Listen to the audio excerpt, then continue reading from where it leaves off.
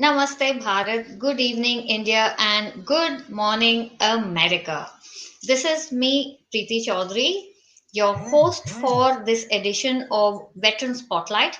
Today we have our USA edition happening with a very special guest. Before I start with the evening and the introductions, let us bring on my co host, Colonel Amit Verma, retired, and our dear guest, William Bill Kieffer, all the way from the US, although virtually.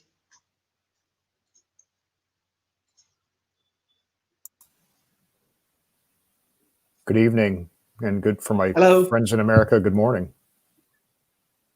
hi Bill. Hi Preeti. Morning, good evening, Amit, and it is Namaste India.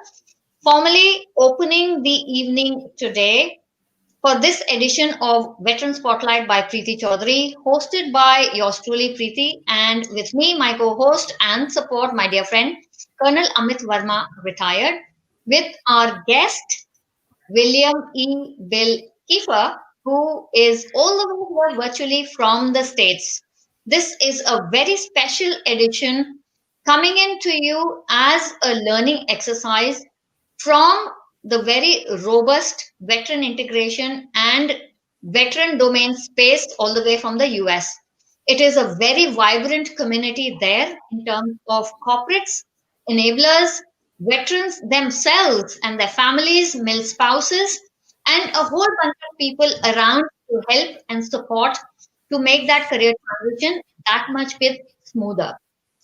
The whole exercise today, we started the series yesterday with Joe Wallace, who is the director of military engagement in Microsoft. Today we have our guest Bill here. Tomorrow we have another guest joining us from the US. This will be an ongoing series where we will serve this as a knowledge base, as a learning exercise for cross border dissemination of information, best practices, so that we in India can emulate this very dynamic community and system and the way of doing things and make things happen similarly for our veteran community here in this country, India. So, with that, let me bring in Amit to introduce Bill to us and then we can get the evening kick started. All yours, Amit. Thank you. Preeti, I have to first thank Bill for joining us today because it's not been easy reaching out to veterans in India. So when I reached out to the veterans in the US, I frankly did not expect much success. And for that, Bill, I have to thank you. Thank The you. challenge remains communication. The veterans need to prepare. And for preparing, we need to talk to the right people. The right people are either veterans who have transitioned and are successful in what they're doing in the corporate world, or it is to look for allies and supporters of the veterans in the corporate world. In both, the search is tough and it takes time and effort. So when Bill agreed to interact with me over emails, and then we had a communication, we interacted for close on to 1 hour. I understood that I'm talking to a person who's not just aware of the corporate side, he's also a veteran in his own right, and he has served his country and he knows the challenges which come with that. Over the years that Bill served the United States Armed Forces, he developed a few specializations. And then when he was transitioning, he saw the challenges which come in those transitions. He has served in the corporate world. He is now a successful transition support coach for veterans and corporate professionals. He has a wealth of information, and I will just name one of the instances from our communication earlier. He talked about end preparation of the battlefield. Now, that's a term that I have heard throughout my military training. IPB. We learned it, we practiced it, and we did not go into battle till the time we were prepared. Now, that is what Bill talked to me about, and I thank him for that because what he did was he brought his armed forces experience to the corporate transition and prepared me with some hard hitting answers. There were no, he was not landing any soft punches. And today, when we interact with him, the veterans who are joining us now, we have a substantial number who have already joined it. I've sent out the link and I request the veterans who are there to also sort of share the link in their networks. This is going to be an amazing discussion because we will hear from Bill what needs to be heard. It's not going to be all rosy, but it's going to be all practical stuff. And I request everyone who's joined in today to make the most of it. Back to you, Preeti. Thank you for that, Amit. And with that, let's get this conversation started. Bill, if you can hear me now. I can. Right, brilliant. Thank you. The screen is frozen for a second, so I was not too sure, but let's get this conversation rolling. So once again, thank you very much from both of us and from all the veterans who have joined us today for being here. Just to put things in context, Bill, give us a little bit of a background of your veteran journey and your preparation for your own transition, and how did that all come about? Because I think that will be a moot discussion and a moot sort of learning for the veterans, brothers and sisters who are in transition currently or are thinking of in the next few months. So it is over to you, Bill. Thank you. Well, first, thank you, Preeti and Amit, and thank you to all the participants on the call today. It's an honor and a privilege to spend this time together. I started my professional career as a United States Army officer. I was a logistics officer, primarily spent my time supporting light infantry divisions. I joined the military in 1985 and served through 1997. So I was around and participated in the Operation Just Cause, the Panama efforts. I did some work in Central America in the late 80s. I did some humanitarian relief work when Hurricane Andrew blew through South Florida. And I'm a combat veteran of Somalia, having served there in 1993. My transition from the military to the civilian world came quite unexpectedly. I had an unexpected change in my family circumstance, and I had been selected for promotion to major, and simultaneously was made aware of my changing family circumstance, and I had to make a very difficult decision.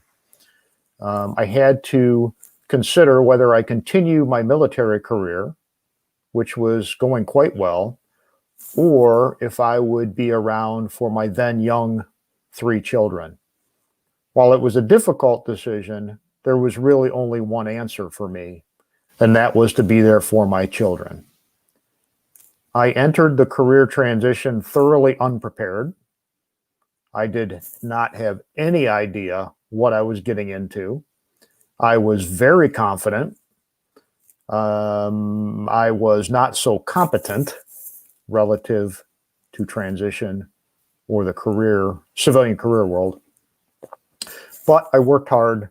I learned how to do the right things and was able to then create a highly successful career as a senior human resources and talent management leader for large, complex global companies. About 2 years ago, I decided it was time that I could step out and do this individual work. And as Preeti and Amit said, today I am a coach and advisor to individual military veterans to help them optimize their transition, and to businesses who are considering hiring transition veterans. So I thank you for the opportunity to provide that background. So back to you, Preeti. Thank you so much, Bill. That absolutely sets the tone for this conversation moving forward. Let me bring in Amit here, who I am sure will have a more forces sort of related query for the general population, and I will come back after that. Over to you, Amit. Well, we'll take the conversation that we had forward. When veterans are transitioning, and as you gave your own example, that there are various reasons, the personal commitments being one of them. It can be to do with promotions, it can be do with field postings. There are many reasons there. How do veterans prepare themselves before they transition, and what handicaps will come their way if they don't do this preparation? If you can throw some light on that. Yeah, no, I'm glad to comment on that. In hindsight, I wish I had continually prepared for my transition. It's interesting to me how when service members enter the military, they enter with a plan and they enter a world that's quite structured, that has a tremendous amount of support to it. You enter, you've got training, you have an organization that assigns you somewhere. There's a great structure and framework around you. And somehow military members get so focused on today and success in their current role, we all seem to forget that someday that uniform is going to come off. And I would suggest that it's never too early to start thinking about your career transition. For each and every one of us, someday that uniform is going to come off. So even if it's a simple, casual thought very early in your career, say, you know, what do I want to do? What might I be interested in? What might I be passionate about? What might I be capable of? Even if you can start with that kind of a thought, maybe have a little discussion about that with folks that are important in your lives, you can then use it as a basis to develop a transition plan, if you will. So I would certainly start early. I did not do that. I had every intention of staying an entire 20 plus year career. But circumstances changed for me. And for each and every one of us, circumstances will change. I think another important part of that discussion is to realize that just like on the battlefield, you don't get to control the whole thing. You try to influence things on the battlefield to achieve your objectives, but you don't get to control everything. I don't know if this is a common phrase in the Indian Army, but in the American Army, I was always taught that the enemy gets a vote. That happens in the civilian world too, and it happens with your career. Unexpected events will happen. If you have no idea that it's even possible, you're not properly preparing yourself for what the world might look like next. Thank What you you for said that. there, Bill, about yeah. Go ahead, Amit. What you said there, Bill, about the enemy having a vote. The basic thing we have been taught is that always plan, plan, plan. But remember, no plan survives contact with the enemy. That's right. Because that is the time when all the things that we have learned, they come to fore. Things are going to be uncertain. Things are not going to go as per plan. The most important guy is going to go missing, or he will be on leave, or he may get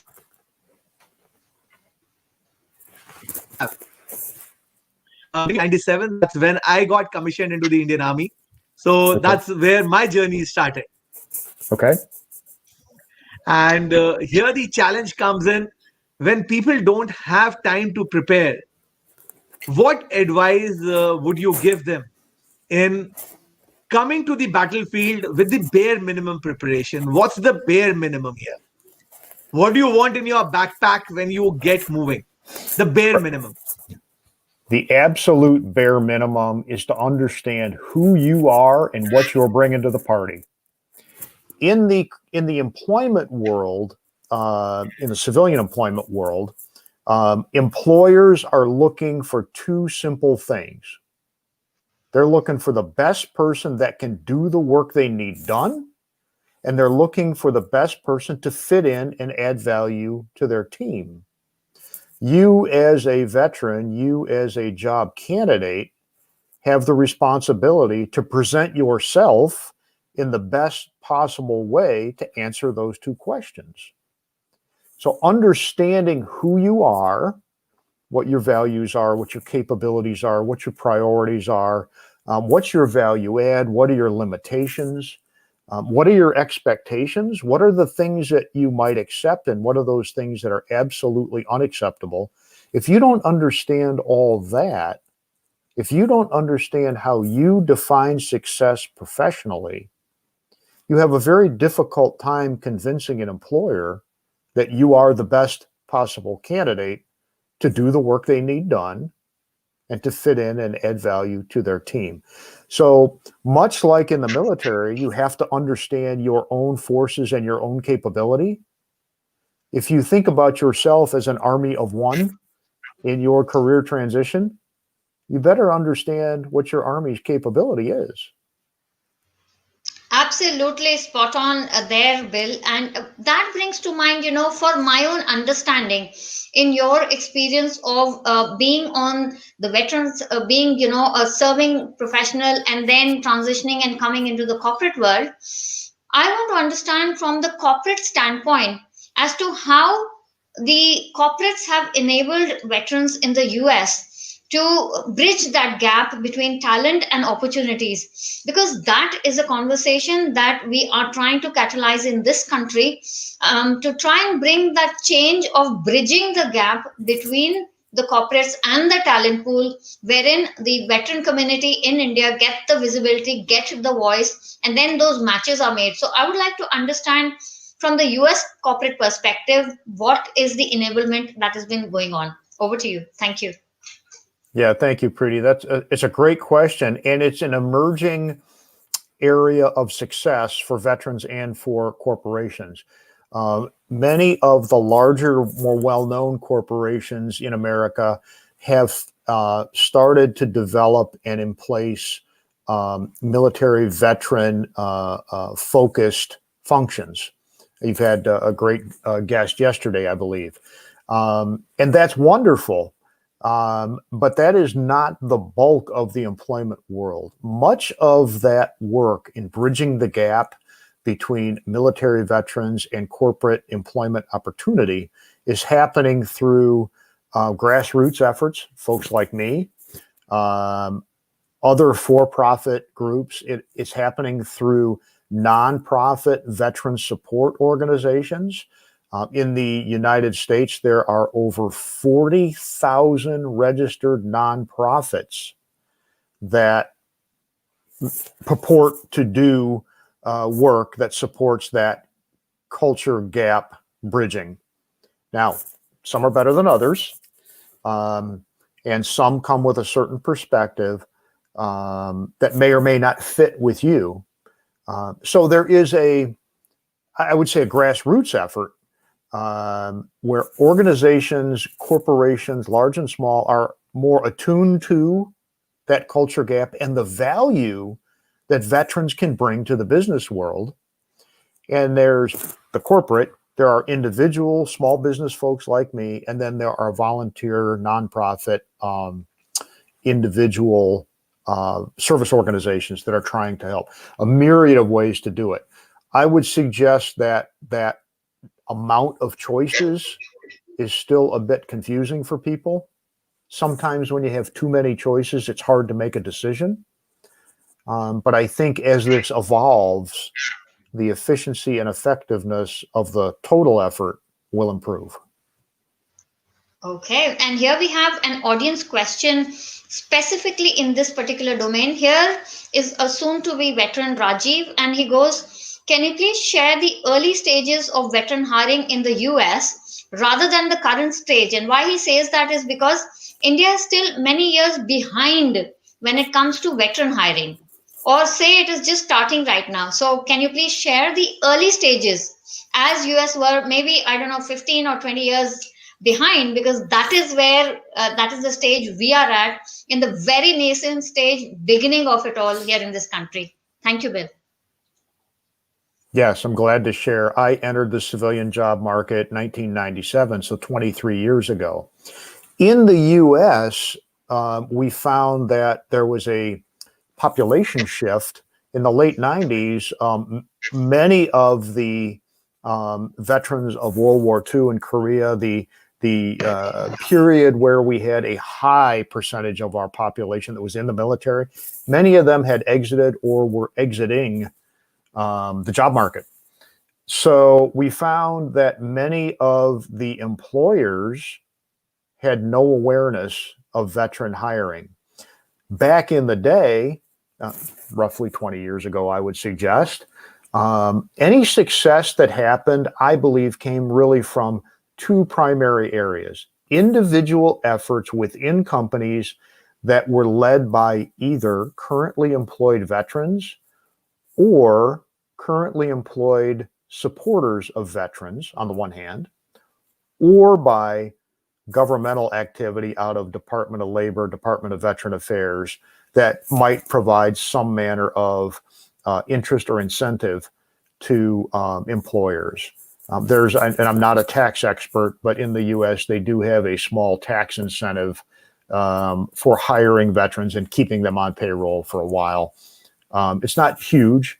I think that helped. So the history started twofold, primarily from individuals that understood and valued veterans and the value add to business.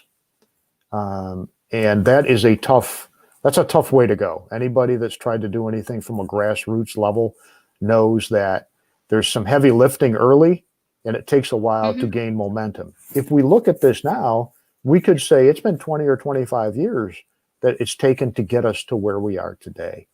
My hope is that by the good work that's going on here, India can leverage some of the learnings and speed that process and progress for the Indian veterans. Absolutely, you're right, Bill. And for me, the thing that stands out from what you have just said is all about sponsorship and mentoring. It is by the veterans who are now in, high visibility and sort of decision making corporate jobs who can maybe look at different ways of doing things, maybe look at internships, maybe look at sponsoring, say, when I say sponsoring, I don't mean it in monetary terms, but I mean by mentoring them, by getting them to do an on the job kind of a practical internship or on the job training kind of a thing. What are your views on that, and does that exist in any form in the US, please? And I'm sure Amit will also have a related question once we're through with this one. Over to you. Thank you. Yes, thank you, Preeti. I think the key for success here is to get some doors to open. Opening the doors to opportunity for veterans is great. Doing that through mentorship or sponsorship, not just through providing monetary sponsorship, by providing opportunity sponsorship, letting those doors open so our veterans can see what it looks like on the other side. And so members of the organization can get familiar with veterans individually, but also as a population.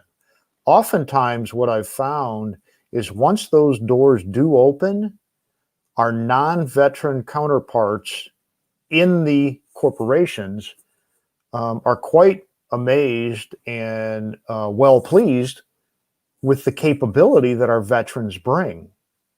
The other side to that, though, is that our veterans need to understand the opportunity that's being presented to them.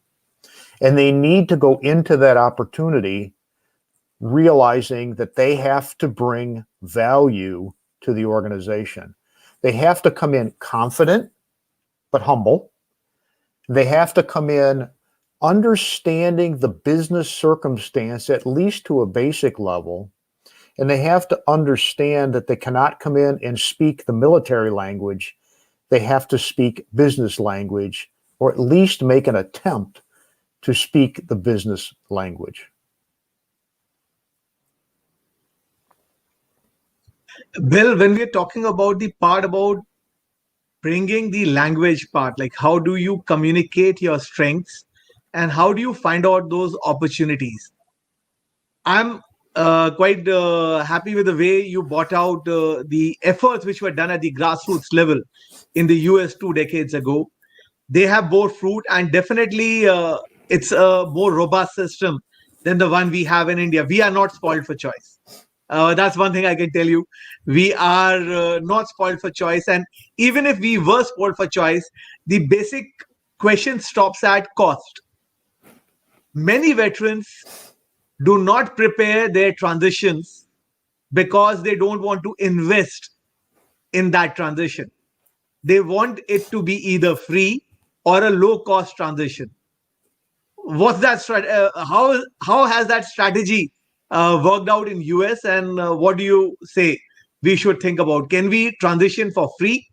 Can we transition at a low cost, or do we have to go for a proper executive MBA, or maybe go into expensive certifications?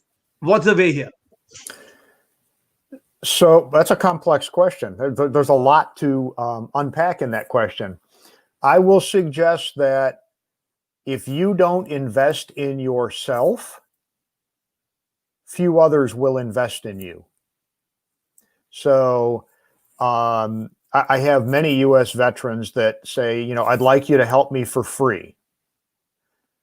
And my question back to them is, if you're not willing to invest in yourself, why should I invest in you? And that becomes a tough bit of feedback that many veterans don't want to hear. And I will tell you, my experience, 22 years as an HR and talent management leader in the civilian world, the resources that are available, the goodwill towards veterans, the number of folks that are willing and able to help on an informal or formal paid basis for veterans far exceed the resources that are typically available to civilian employees. Now, what do you invest in? That's a tough decision sometimes. Many times for veterans, the default investment is a certification, more education, some type of license perhaps.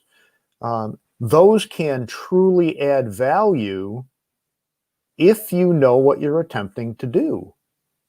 Sometimes I use a bit of a humorous example. If you have a veteran who gets out and wants to be a surgeon, it makes sense to invest in medical school. It does not make sense to invest in a certification for auto mechanics. So you have to understand what it is you're trying to do. And beyond that, you need to understand what I call the transition environment. You need to understand the job market, the industry, the career field, and those capabilities, those qualifications, those degrees and certifications that are most relevant to success in the job. I've had a number of conversations with retired military veterans, or maybe not retired, but senior, and they started to invest in perhaps program management, project management certifications, only to realize that's not what they want to do. And they've wasted thousands of dollars.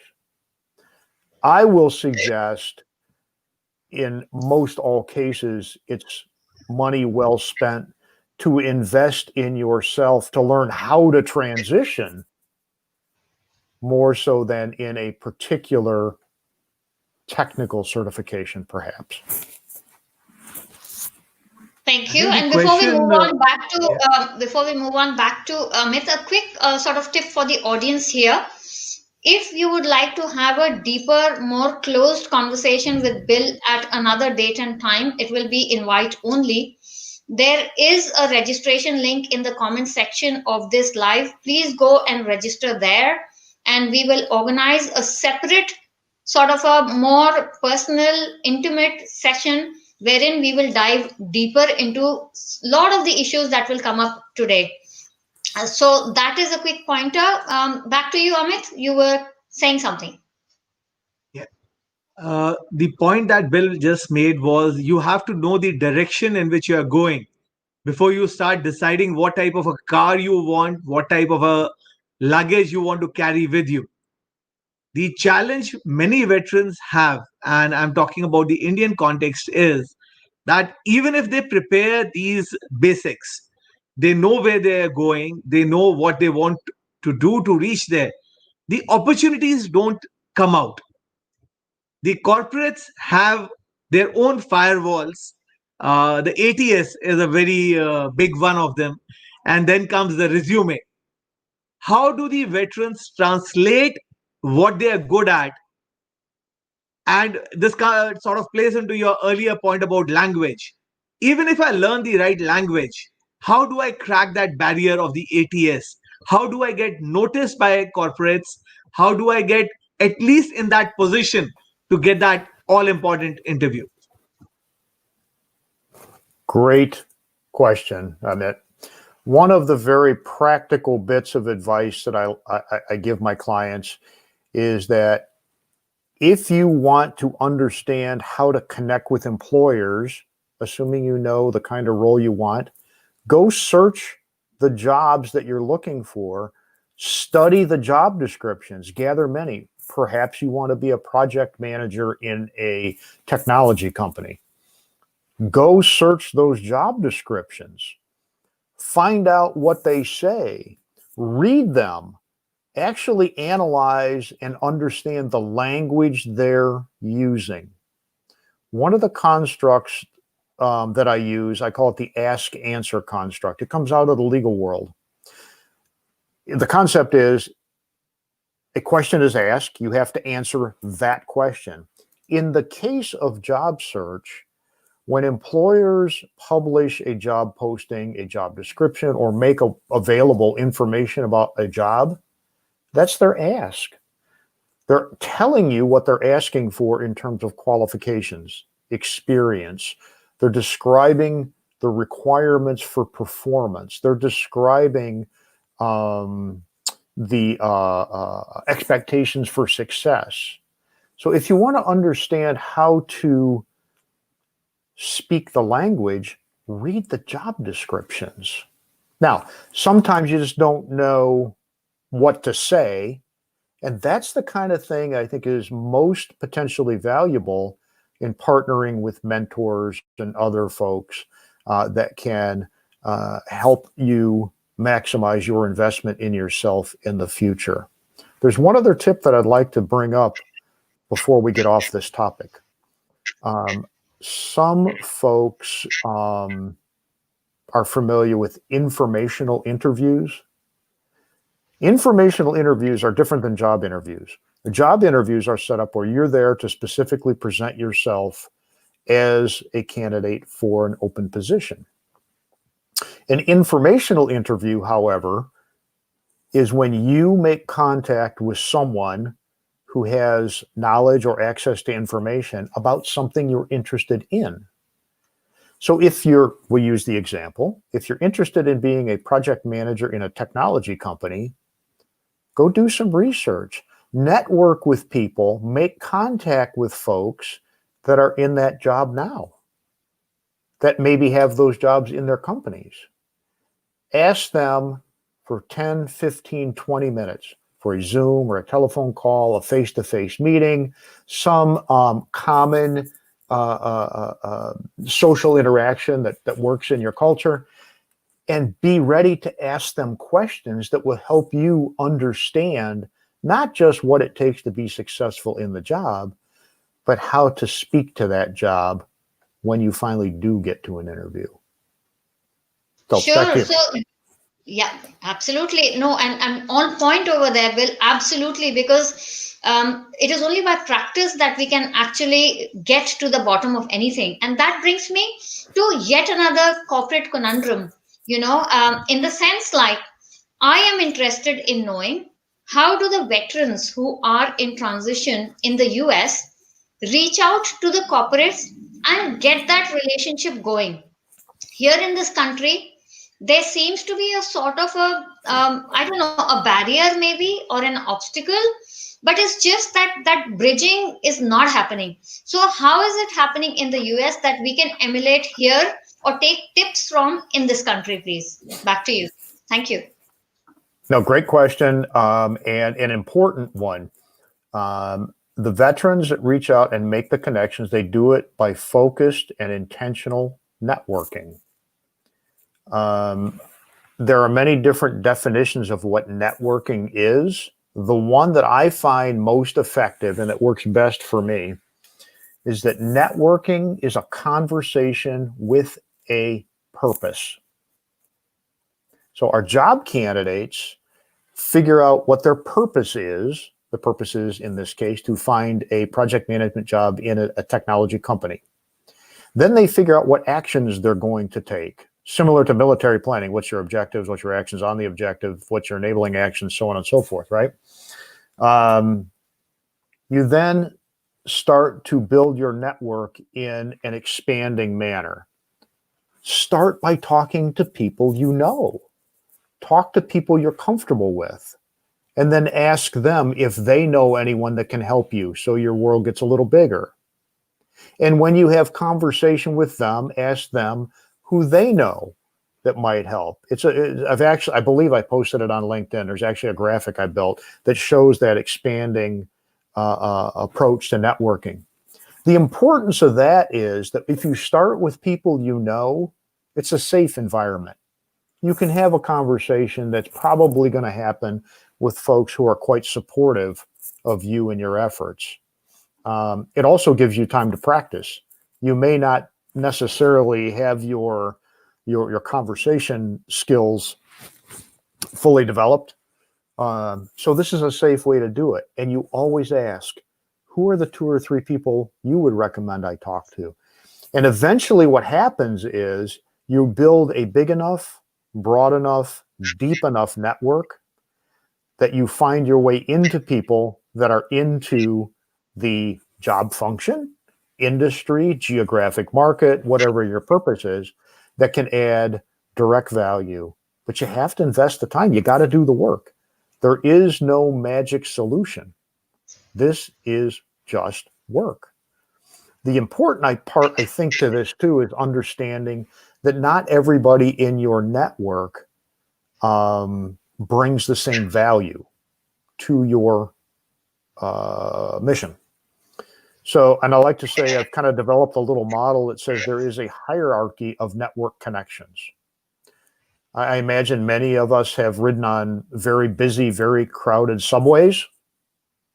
If you've ever been on a subway in Hong Kong or Beijing, you note that the sense of personal space is quite limited. You bump into a lot of people. That's a contact. It's not a connection. Similarly, I think online, LinkedIn and others, we have contact with a lot of people. They're not connections until we do something purposefully to establish that connection. And doing that, taking that action tends to be one of the hardest bits for newly transitioning veterans to make. I don't know about the Indian military culture, but in the US military culture, we don't speak of ourselves. It's all about the team. It's all about the mission. We're in this together. When you make that transition to the civilian world, if you're not speaking of yourself, if you're not reaching out with your initiative to advance your purpose, nobody else will. So Absolutely spot on right there, Bill. And what I love about what you just dropped, those gems and nuggets of wisdom, is it's all about linking in. It's all about making the effort to consciously linking into people, first your safe zones, and then try and be adventurous and sort of widen your horizons from there. Absolutely spot on. And I particularly, for one, I'm very passionate about this aspect of being in business. It's all about the people that you know, the deeper connections that you make, and that sort of seem to carry you to the next level of being yourself. So it's over to Amit for the next bit now. Thank you. The part that Bill you spoke about making contacts into connections and then developing that relationship further. I think that is where LinkedIn has done a great service. It's a facility which is available and people use it differently. I had a gentleman who walked up to me last year. I joined LinkedIn only last year. I was not on LinkedIn. I did not know it existed till last year. So he told me, Amit, I have been on LinkedIn for about a month now. Nobody sent me a job offer. LinkedIn doesn't work. I asked him how many connections did he have. He had 48 connections. They were all transitioning veterans. And that is the day I realized that I needed to walk out and talk to people. It's taken me a year to get to you, Bill. There are many veterans who are sitting in the audience right now who will be meeting you even before they're transitioning. We have Suhail with us, we have Kapil, Sunil. These guys are planning their transition and they are about 1 year out. So they will benefit from the conversation that we're having right now because you are the person who will be bringing experience.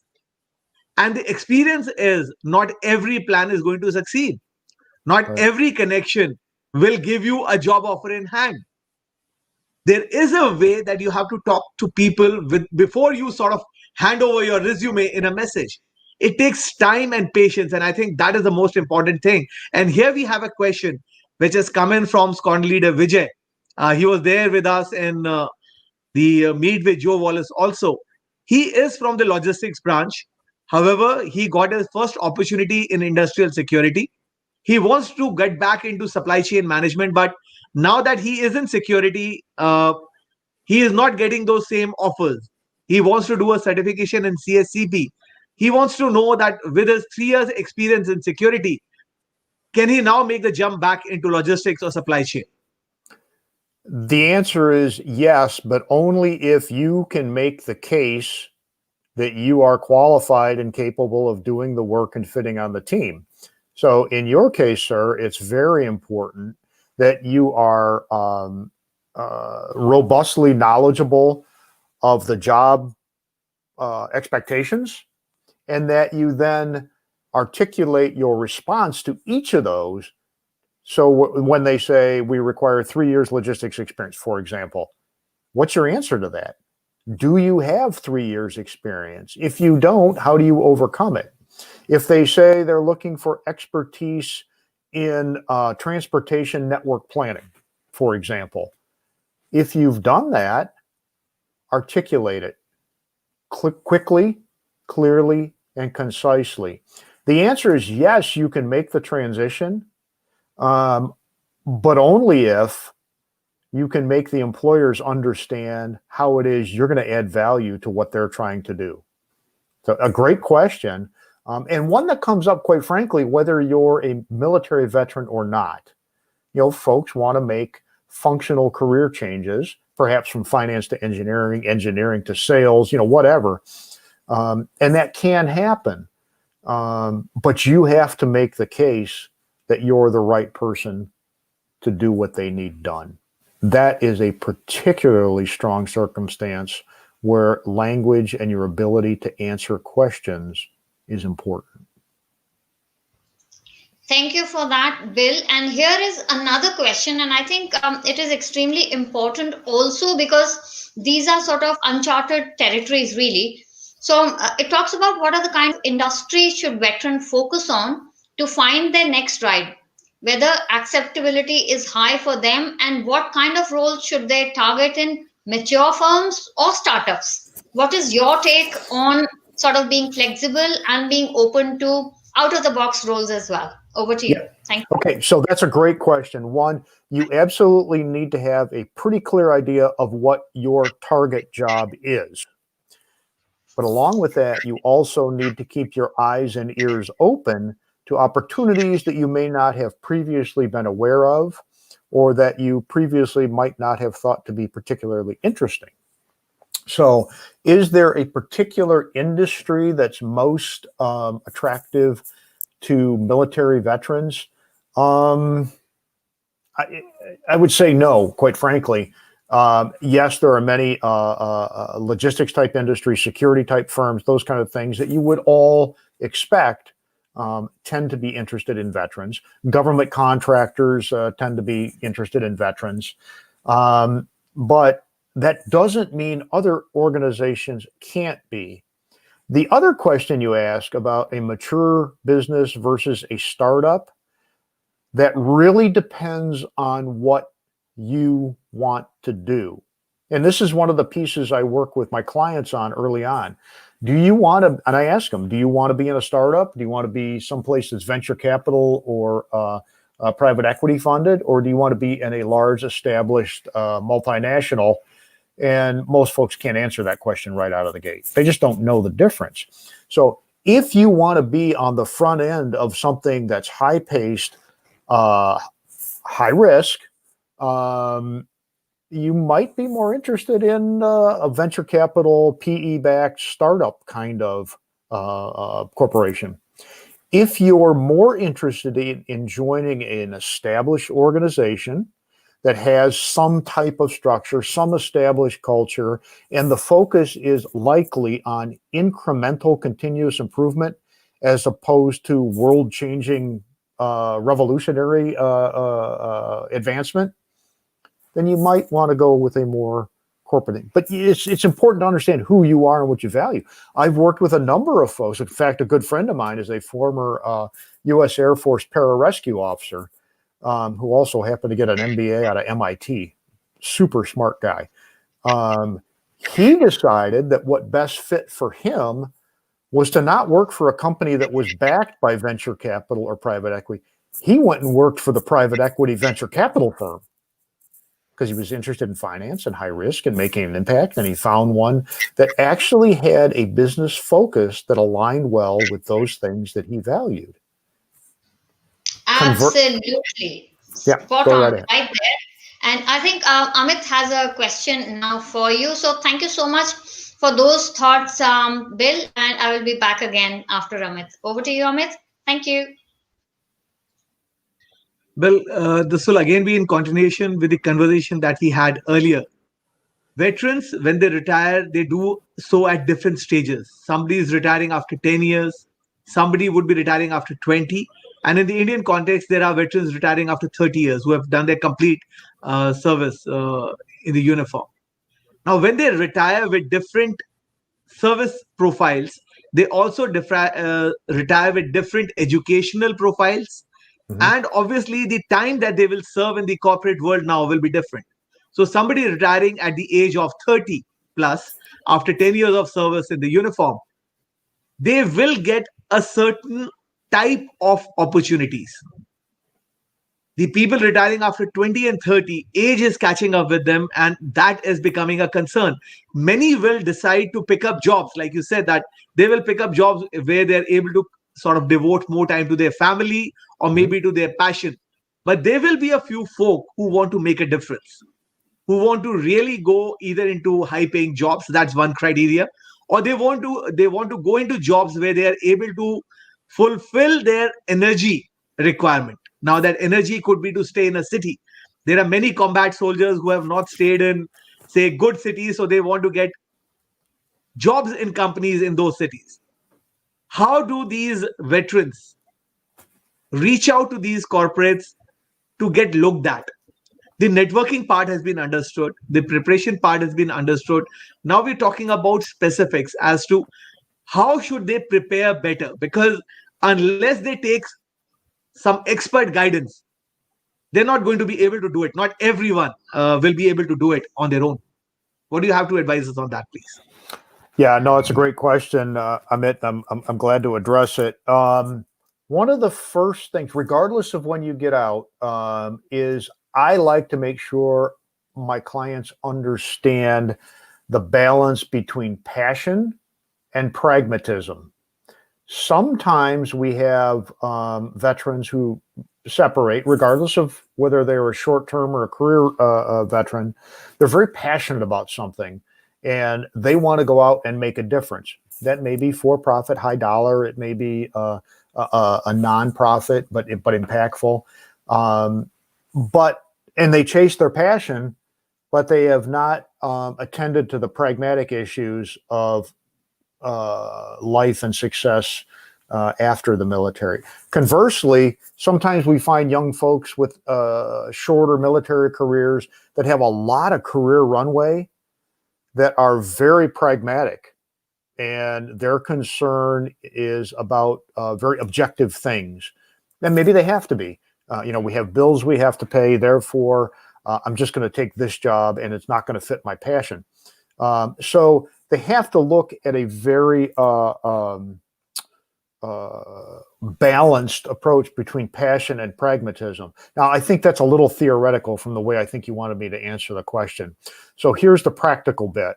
Once you figure out the balance and the pragmatism, you have to look at the job opportunities, the job market, and understand how your offer to that job or that market fits with the opportunity specifically.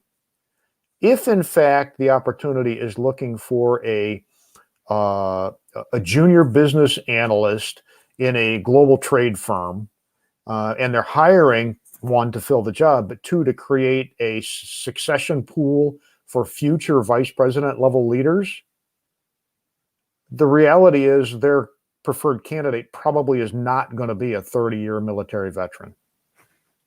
That's just the reality of it. If, however, the opportunity is for an experienced senior leader to come in and make necessary changes to an existing organization and make that change quickly, the candidate might, with the longer military experience, the 20, 30-year candidate might be more attractive. So the practical bit is you got to balance yourself passion against passion and pragmatism, but you also have to really understand the context of the job and what the hiring managers are likely looking for. Now, you may not know how to do that.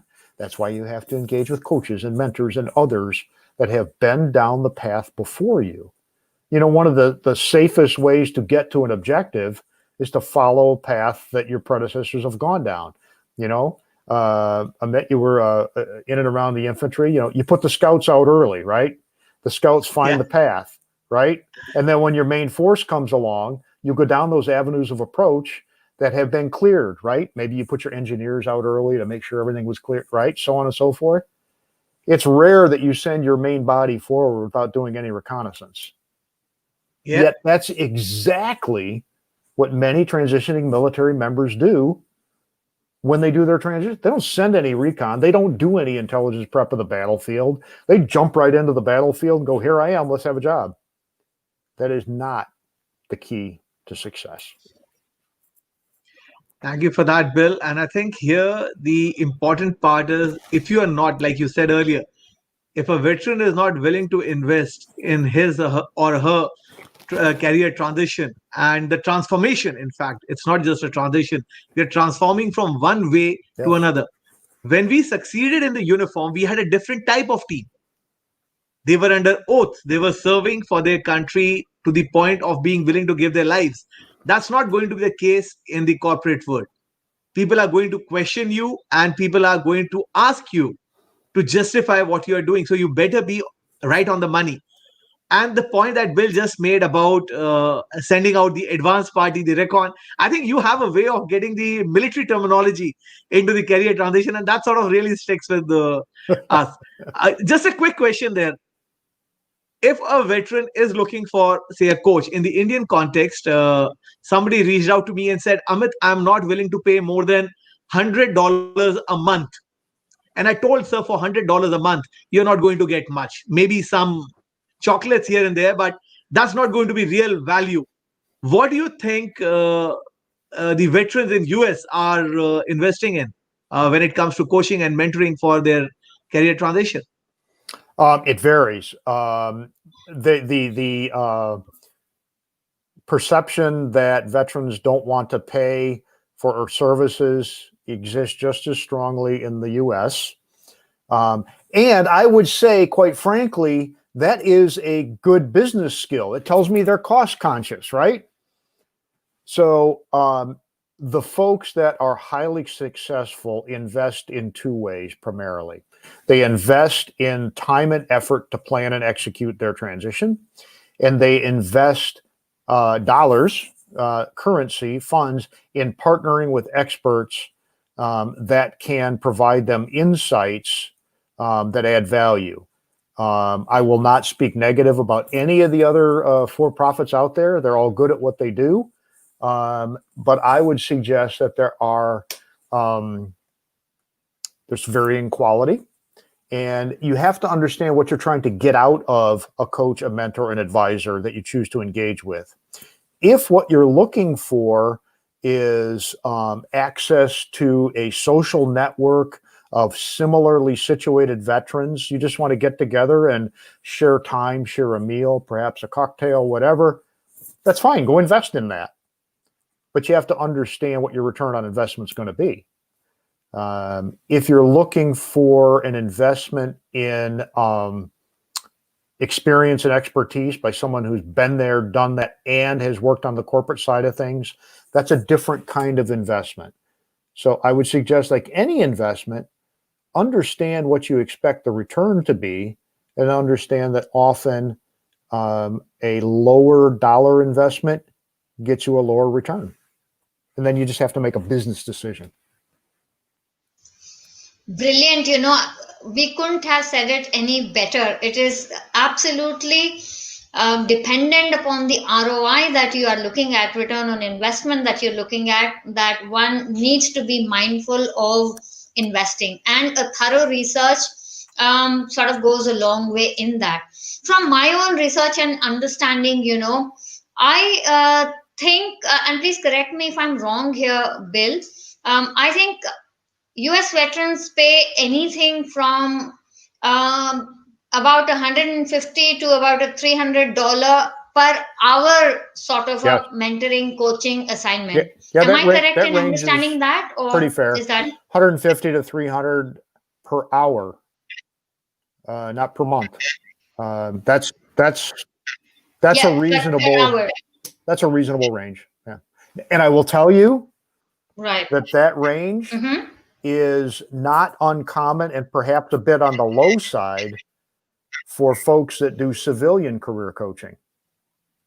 Mm-hmm. So, one of the hard things that I think many military veterans have to get their arms around is how much things cost when you're out of the military. Absolutely. So there we are. All the cobwebs have been removed. Today, time enough just for this. We will close this session, but we will not leave before seeking some sort of tips and tricks from you, Bill, for the larger veteran population that has tuned in today.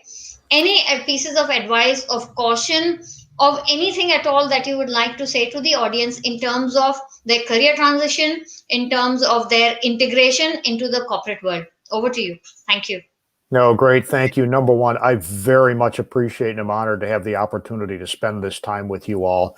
Transition is a very difficult thing. You're leaving something you know, you're entering a period that is unknown and unfamiliar on your way to something that's yet even less familiar. How you succeed is probably more directly now than ever dependent on how you behave, how you approach the transition. For the first time in your life, you are likely truly on your own. That said, you don't have to be on your own. Okay, I had a gentleman I talked to the other day, and we're talking about this very issue. And he said, you know what? I was a military officer. He was a military planner for large forces. He said, I have no allies and I have no reserves. I said, well, you got to go build them. Go find them. He goes, I don't know how to do that. I said, well, I can help you with that. So remember, you are not alone. You are not the first human being to transition from the military. Figure out how to go out and find your allies. Build those relationships. Build your reserves. And remember that it is your responsibility to be attractive to the employer. It's not their responsibility to come find you. They don't do it that way for any other employee population. They're not going to do it for you. Okay. It's also, I think, important to remember that even though this can be very difficult, it can be burdensome.